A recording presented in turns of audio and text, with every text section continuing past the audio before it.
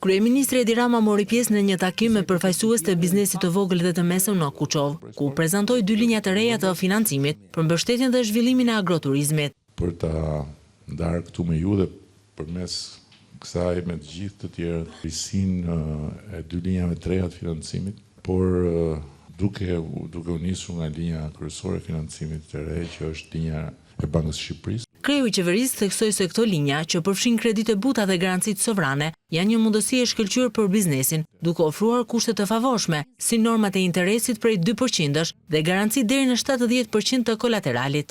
Kredimi 2% është vërtet fantastike, me 70% të garancisë mbi kolateralin, që është prapë diçka që ju bën shumë punë. Rama njoftoi një ligj të ri për lehtësimin e investimeve nga emigrantët, duke u mundësuar atyre të investojnë në tokat edhe në rast se nuk kanë dokument pronësie.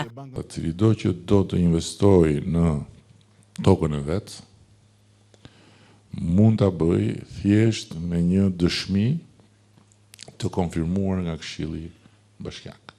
Dhe mbi atë bazë, vetëm atë letër, pa asnjë letër më shumë, me projektin, merr lejen direkt edhe fillon punën. Kryeministri gjithashtu shprehu optimizëm për të ardhmen e Shqipërisë në Bashkimin Evropian.